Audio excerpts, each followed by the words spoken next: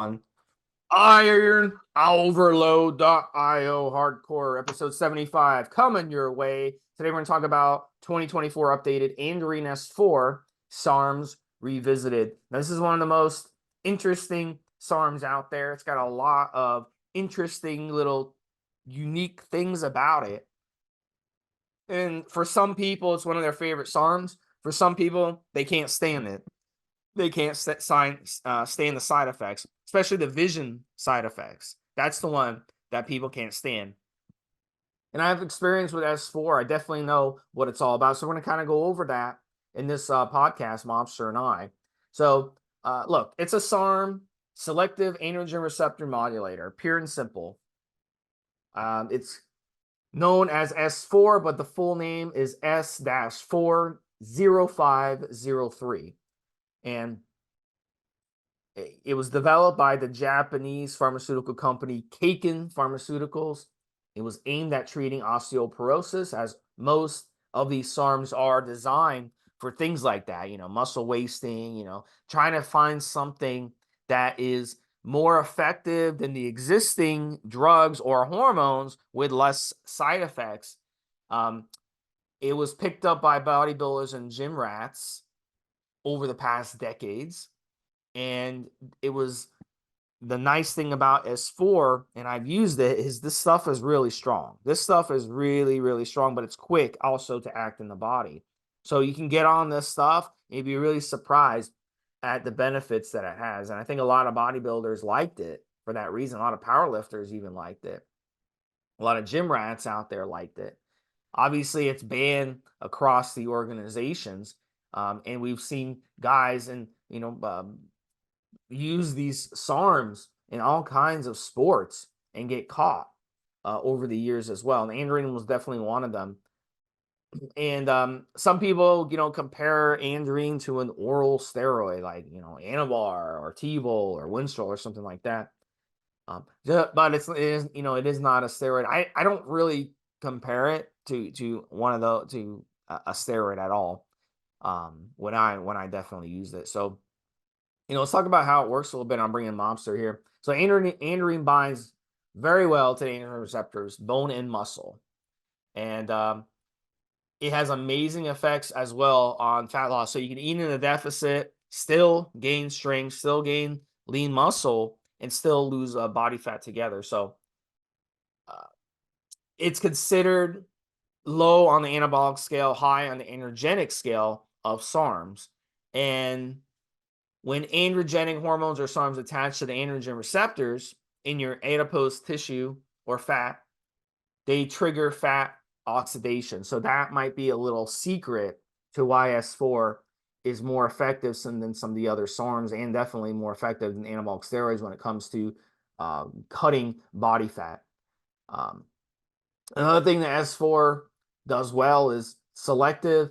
It doesn't cause prostate issues. It's not going to fry your head hair follicles like anabolic steroids will. A lot of anabolic steroids, the EC derivatives, whatever. It's not going to cause your blood pressure to go crazy. It's not going to cause your red blood cell count to go crazy. It's not going to cause a lot of the negative side effects when it comes to your heart, liver, kidneys that anabolic steroids will. They will have some effect on the kidneys and liver, but nothing like anabolic steroids. Now, one of the interesting things about Andarine, it's been proved to be poor at building muscle tissue at lower doses. This is why the recommended dosage of S4 is going to be higher than other SARMs. And but the nice thing was it did build lean, hard muscle tissue at higher doses. I could say that it did help my strength as well very, very quickly. Within a week and a half on this stuff, I did see those effects. So look, at the end of the day, Andarine, it's a really, really effective SARM. It works really fast in the system. You'll get really good. You should see some really good results on it within 2 weeks. So I'm going to bring in Mobster. We're going to talk a little bit more about how Andarine helps us in the body. We're going to talk about the dosing and how to stack it and stuff on this podcast. So we got a lot to talk about, Mobster. Yeah, let me start with, and I made some show notes as you were talking, Steve, bone health, aka the issue with osteoporosis. Osteoporosis is especially bad for postmenopausal women. Literally, what does it mean? you get to 40, 50 years of age and your bones start to leach calcium and you end up with osteoporosis, which essentially means your bones are getting weaker as you get older. Now, of course, that's part of the normal aging process in both men and women, but it's especially bad for women, and it's especially associated with the change in the hormone, hence HRT, etc., that a lot of postmenopausal women are on. But bone health for us as weightlifters, of course, as simple as Steve. I'm fast approaching both the age and, ironically, strength numbers in terms of what I'm pushing in the gym is at some point, and it's starting to feel like maybe coming along there now, Steve. You know from my logs, I'm up there with the fucking numbers on squats and on leg press and certain exercises. And the reality of the situation is at 59, as we record this podcast for 2024 updated, I'm going to fucking grind away on my joints. So I have to be super careful in terms of stuff that I do in the gym, in terms of my recovery, and in terms of not trying to destroy my hips, my knees, my elbows, my shoulder joint, and so on and so forth. So joint health is becoming more important for me as I get up in the numbers. Just recently, for example, I'm actually there. I'm not even, never mind what I've done recently. I'm targeting myself in 2024 to try to do an 800 pound for 1 rep Hatfield squat. That is a lot of weight on my shoulder and a lot of weight on my hips and my knees and so on and so forth. So you need to have that stuff. One of the things I was actually thinking is, Steve, is great at holding onto muscle tissue, but not necessarily catabolic per se, but much better, again, in a situation where you're dieting, because it's actually increasing fat loss in that example, Steve, versus, for example, holding onto muscle tissue. Something else I made a note of here, great to stack with. In and of itself, it's going to have some effect. Again, not comparable to anabolic steroids. And I think, Steve, here, the best example in terms of the way that it works would probably be a mild version of Anavar, but definitely a great SARM to stack with either other SARMs and even sometimes with anabolic steroids in that particular example. Now, I will touch upon now, Steve, and this is, again, perhaps the elephant in the room for S-4. And it's the side effects. And I'll preface that at the beginning, right? So if I randomly walked up to a member that's listening into this show, a listener that's listening into the show, and I offered them a red pill or a blue pill, and I didn't specifically say what the effects, this is not the Matrix. I'm not telling you what's going to happen. I'm literally just offering you this pill. You wouldn't fucking take it. And you wouldn't take it because you wouldn't know what's in it. So you'd want to know what's in it. Now, if you was a regular drug user and I said you're going to get as high as fuck, well, even then, I'm a random person in the street. What sometimes happens, and it's one of those things that makes me roll my eyes, is that people will talk about a steroid or a SARM, and they've done, we use this turn of phrase all the time, Steve, little to no research. They'll say that they've researched. What they mean is they've Googled something. What you should always know is the side effects of a drug. How is this going to affect me? Am I going to gain muscle? Is it going to help me to lose fat? But specifically, and this has actually happened with some fat loss drugs, Steve, I can think of a couple that we both know where the drug was great at removing fat from your diet so that you didn't absorb it into your body, but it gave you oily shits. So that won't be the fucking number. That's not what they're going to put on the fucking box on the front there, right there. By the way, everybody, you can eat as much fat as you like because it's not going to be absorbed, but you're going to be shitting grease into your underpants. SARM, specifically S-4, has a very well-known side effect, which we can talk about now, and that is the effect that it has on night vision. I believe Steve was talking about a yellowish tint. Now, any of you guys that drive on a regular basis, especially if you're commercial drivers, trucks, vans, deliveries, out there delivering fast food, people, that kind of stuff, whatever, and you're out of a night time, you know how some areas are well lit and some are not, and anything that's going to affect your night vision is going to make driving that much more difficult. Not such of a big of a deal sitting there watching the TV, not even that much of a big deal walking around, Steve. But if you do drive, you want to have that. You can buy corrective glasses for this as well. You want to be able to see. And the idea that you're going to take any drug, never mind a SARM, never mind a steroid, any drug, and not be aware of the potential for side effects that can actually make it difficult to earn a living, makes no sense to me whatsoever. It's literally 5 minutes of research. You should, and with the article that we're going to associate with breaks it down into what's good, what's bad, are there side effects, what's the dosage, what can you stack it with, and so on and so forth. That's exactly the kind of information you need to know. These are 5 minutes. It's a half-hour show, and it takes about 5-10 minutes at the most to read the article, which is well worth your doing just to know these things. Talk about these side effects, Stephen. Obviously, we don't, not all our listeners do this, and not all the members on the forum do, but enough of a percentage for me to worry that they're not looking up the side effects when it comes to products like S-4. Yeah, so one of the things I noticed when I was taking S-4, it didn't just like happen like quickly. It took about a week, maybe week and a half to start really kicking in. I get up at night to go pee, I go into the bathroom, whatever, maybe flick on a light or something. I have like a yellow tint to my vision.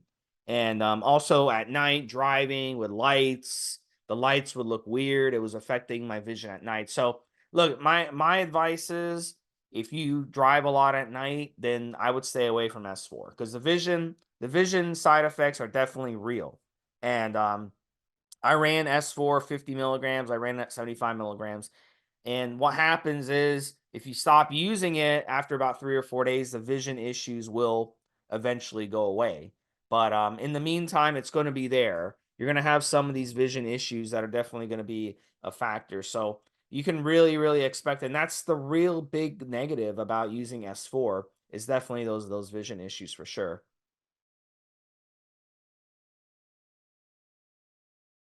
Yeah, absolutely, Steve. I mean, look, Yeah. there's not issues with estrogen. Um, you could talk about, for example, other things, even, for example, tweaking the dosages. And there's a cycle that's suggested with this podcast, which talks about starting at a lower dose and working your way up. And we've even touched on this in other shows where we say, if you find the side effects of a certain medication, performance enhancing drugs, SARM, etc., are too much, you can ease back off. I've always been fixated for the longest period of time on, this is the dose I'm supposed to use, this is the dose I'm going to use, and so on and so forth. As those doses start to creep up over the years that people do cycles, there can be a tendency to go from 500 to 600 to 700 to 800 milligrams. When people start to get up, and this is the steroids again, when you start to get up into the gram and a half, 2 grams, naturally the side effects are going to come and bite your ass that much more. And the idea that you're stuck with that particular number is bullshit. Steve says you can fix on the flight, you can lower it back down to where you don't have that side effect issues. And there's also an argument to be made that Steve just said, which is, it's not necessarily something that's long term. If you do an 8-week cycle, you might find an issue 2 weeks in, but after 3 weeks and 4 weeks, it starts to disappear. Your brain adjusts, you start to compensate for it, your vision gets back to normal, and it disappears. I mean, actually, Stephen, it just occurred to me as we were talking about this, ironically, Viagra can have the same vision. I'm not yellow tinted. I think there's another color tint to it. But at higher dosages, Viagra has been known to color tint people's vision. And look how popular that drug is. And again, if I don't drive, Steve, at all, never mind at nights. So it would make no difference to my life whatsoever. It might be a little bit weird reading books or writing on paper, but for most of our young listeners, they're even raising an eyebrow at me now, the fact that I do that. So yeah, absolutely, Steve. I'll talk a little tiny bit, and again, we've touched on this in a couple of other updated shows on SARMS that we've just done, and that's to do with the suppression, minimal suppression, whether you need a mini PCT, and so on and so forth. The article associated with this will talk about mini PCT, what that is. We've also got a couple of multiple threads on this. I know that we have on the forums you can come and look at. A mini PCT isn't like an anabolic steroid stack PCT. It just basically requires, it's a bit more stimulus in terms of getting you back to normal testicular health, for example, Steve. And again, the side effects, other side effects of SARMS, like S4, are way less than they would be on an anabolic steroid stack, singular or with other drugs. And so therefore the suppression is less, the recovery should be quicker. And a mini PCT, which is not required with all SARMs, arguably, is arguably required with S4. But again, it's a mini PCT. It doesn't need to be for as long. It doesn't need to be as aggressive. And again, I think the biggest issue here, Steve, is probably going to be down to fertility, pretty much that, and almost certainly nothing else. Not, for example, estrogen issues, not, for example, gyno or bloating or any of the kind of stuff that we see common with steroids. Otherwise, Steve, I don't see that we're looking at an issue here particularly.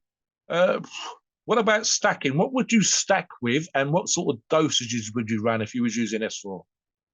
So S4 by itself, look, I ran S4 by itself and I ran it stacked. I can tell you by itself, it's one of the more effective SARMs that you could use, especially at that dosage. You're running at 50 or 75 milligrams a day.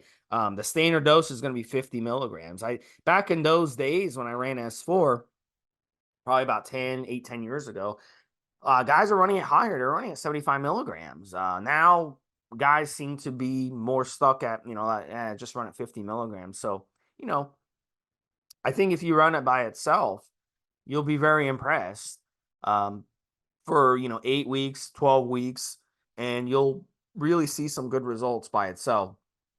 Now, if you want to stack it, just depends on what you're looking for. If you're a gym rat, you just like to go in the gym and work out, whatever, you could go with stacking S4 with GW. GW would give you good wind in the gym, more endurance, more fat loss benefits. I think it'd be really, really good for fat loss as a stack. Now, if you wanted to run something with S4 to give you more recovery benefits, more healing benefits, you could run Andarine with the S4 that way, and you can run them both about 12 weeks. That would be perfect for that. If you wanted to run something more for bulking, you could go with RAD, maybe LGD, 10, 15 milligrams a day for RAD or LGD, or you could stack in some YK11 or S23 even, and those would go good for a bulking or strength stack if you're looking for strength. So I think there's a lot of options, Mobster, that you could do with S4. Really, you can't go wrong stacking anything with S4. One of the more popular stacks that we've seen over the years, has been stacking S4 with Andarine. And Yes. we've also seen GW also stack with it. And that's been a really good, together those three have been really, really good options. How about you, Mobster? Yeah, I was going to agree with you, Steve. I was just thinking because of I'll talk about specifically one thing which associates with this idea of stacking. We've got some great logs on the forum, and I think there's ones that's been specifically about Andarine, aka S4, where the users have had some great results, ripped, dry, vascular, and so on and so forth. And, these people are not looking to be 250-pound freaks on the Olympia stage or whatever else. It's an average Joe that maybe weighs 170, 180 pounds, and they just want to look good. And when a couple of them have come up, especially, and I'll say this as well, Steve, when they've put the effort in at the dinner table, when they put the effort in the gym, especially if you were stacking it with GW, they put the effort in when it comes to cardio. And then we've seen some fantastic results. I'm talking about vascular veins on the fucking abdominals. They said this is not someone with a 20-inch arms or a 60-inch chest, whatever else, 40-inch chest and 15-inch arms. But damn, some of them look good. Absolutely. So definitely come onto the forum and look at that. Something else I've said, and we need to say this, I think, with all of the SARMS podcasts that you and I are going to be doing, and that is that you must get and use an approved, trusted source. Listen, when you listen to this show, you're going to be coming onto our family forums. You're going to be looking at the IronOverload and so on and so forth. And you're going to know what we're talking about when we say that. But even if you don't come to those forums and you listen to this, you still need to be using a proper source for SARMS. Reasons why. We've seen too many examples, not just on our family forums, but elsewhere too, where people have been given pro-hormones labeled as SARMS, and even sometimes mild anabolics labeled as SARMS. Fuck knows why, Steve, because as I said before, you get stung once. The last thing any of our listeners want is to be taking what they think is S4, done the research, like I said to them earlier on, put in the work in the gym, put in the work in the cardio, put in the work in the dinner table, and get bitch tits or bloating or estrogen issues when absolutely that should not happen. And that's because some sources are just fucking goddamn lazy. They just take whatever, relabel it, send it out, or they're getting rid of old pro hormone stocks even mom and pa shops, Steve, where that's been sold to them and they didn't know what it is. They're not testing their products. And you come in there, you've had a chat with the person behind the counter, you've gone home, and here you are with issues. And every single time you and I have seen this come up, we know that that's not supposed to happen. We know that that person, doesn't matter if they're the one in a million, that an outlier, that shouldn't be happening. And it shouldn't be happening. It shouldn't, certainly, if it shouldn't be happening to them, it certainly shouldn't be happening to anybody else. So we absolutely bang the drum hard and loud on the forums and on these shows about using proper, trusted, approved sources so that you don't end up with these issues. So yeah, on that particular thing, Steve, in terms of the dosage, it's one of those weird ones in terms of, as Steve said, we have seen some examples of people running this as high as 100 milligrams a day. And that's unusual. I can only think of one anabolic where the medical use of that particular anabolic is actually using higher dosages than the performance enhancement dose. That's very rare. I'm thinking of Anadrol. But when it comes to this, we have seen some users up to 100 milligrams. I'd probably go for the lower amount to begin with. That's just my sort of natural default position, and then work my way up. If I didn't get issues at 25 milligrams, work my way up to 50. I actually think the sweet spot's going to be somewhere between 50 and 75 milligrams a day for this. And again, something that Steve said, and it's actually in the article again, I would almost certainly run this solo the first time. And I say that for one reason and one reason only. I'm not keen on trying every anabolic or every SARM that there is, just for the sake of saying that I've tried them, because I'm much more focused on what's the result I want to get, how strong do I want to be, will this aid my journey, will it help my bone health, will I get leaner? Those are the reasons that I look for using performance enhancing drugs and SARMs, and that's my focus. It's not to experiment with every drug. But at the same time, there's plenty of information like this shows. I can see the results that I've seen other people get. I know about the side effects, and I'm also aware of the dosages. So I would always go at the lower end just to start with and run it solo just to see how I respond. And then for me, it's going to be, I suspect, Steve, I'm going to be right there in that sweet spot of 50 to 75 milligrams a day because of how I respond to anabolics, and I tend to do better on lower dosages and so on and so forth. I don't need to feel the need to push it up higher just because other users have gone there. And there's always an argument about sensitivity, steroid affinity, etc., etc. That means that some users like myself and Steve have always done well on what we would call under a gram of anabolics. And yet we know of pros on our forums that have run 3 grams a week on a low week and as high as 5 grams a week of anabolics, combinations thereof. That's without insulin and growth hormone in the mix, as high as 5,000 milligrams a week. I've never needed to do that. So I suspect I'll be in the sweet spot here of the 50 to 75. What do you think on that, Steve, in terms of the dosage and how it affects you before we move on to anything else? Yeah, and like I think it's interesting too, because you remember these SARMs aren't that old when it comes to being used in our bodybuilding community. So we've seen over the years guys back routinely running 75. Some guys are running 100 milligrams of S-4. Now it seems like if you post that you're gonna run it at 75 milligrams, people bash you. Not on our forums. We might have like one or two assholes, but for the most part we're friendly. But like if you go on these other places, I feel triggered, Steve. I just don't understand. Like I don't understand like the way it's kind of like fashion. It's the same thing with fashion. Something might be in style. Like you watch one of those old shows and you see the way they are dressed, and you're like, wow, why are they dressed so weird? Well, because back then that's how it was. So like back then, like you guys, like your people, Mobster, you wear skirts, and when you go and fight battles, you wear skirts in your battles, and we thought that was weird, but that's your culture. We have to respect your culture. Only if that doesn't happen that often now, Steve. Ironically, there probably is still a few Scottish regiments that would be quite happy to do that. And there's even a psychological advantage. Let me touch on it very quickly, listeners. There's an argument that if we're prepared to fight you with a skirt, we're so going to kick your ass because we're so fucking manly. We don't give a shit.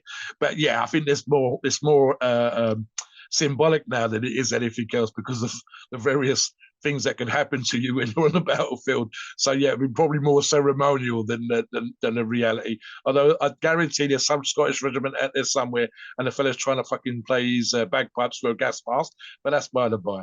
Yeah, I mean, look, as C said, there are certain fashions. So let me give you a very quick example here, Steve. And I was actually thinking of this. Pete Graminski, one of the three owners at one point of Gold's Gym, I think Jim Connors and someone else at the same time, I've actually got a book on it, has talked about an absolutely crazy steroid stack of running 10,000 milligrams a fucking week on of steroids, and we know that that's kind of the pros go up to the 5,000 milligrams, and anything go for 1,000 milligrams for most listeners would be absolutely the top end. So yes, Steve, there's definitely a fashion that comes out in there. I think arguably the reality is that most listeners, most users get the best results from an optimal dosage, which is going to be in that middle. And there's therefore, again, for most listeners that listening to the show, you don't need to go crazy. As always with any of these things, before I come into the disclaimer, Steve, the more work you put in at the dining table, in the kitchen, out and about, meal prepping, whatever, the harder you work in the gym, the more you pound the cardio, the better the results you're going to get. There will be, arguably, because this was used for medical reasons, some result from doing fuck all, Steve, sitting on your ass and hoping for the best, some.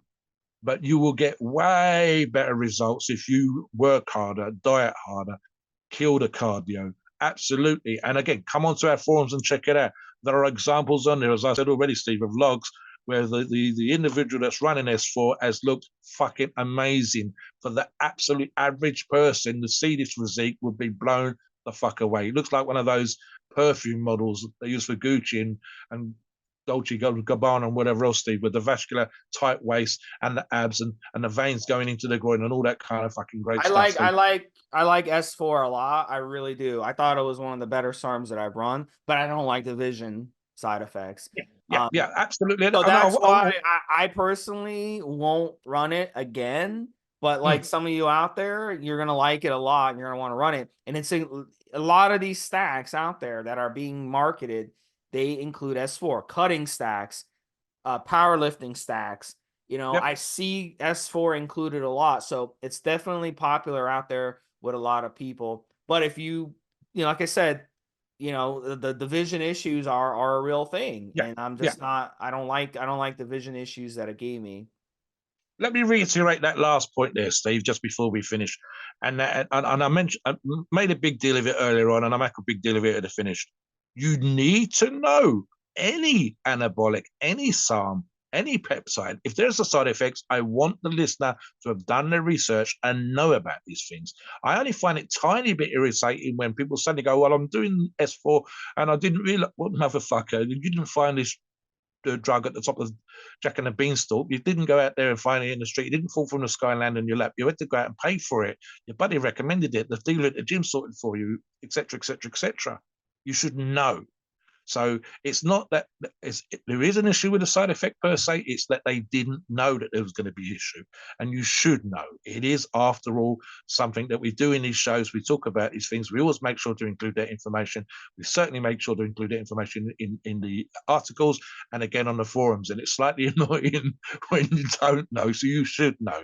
You're listening to the show, so make sure you know. Make sure you apply that information and get out there and get the absolute best you possibly can. Please note, we are not doctors, and the opinions ours is our viewing based on our experience and views on the topic. A podcast of informational purposes and entertainment only. The freedom of speech and the First Amendment applies.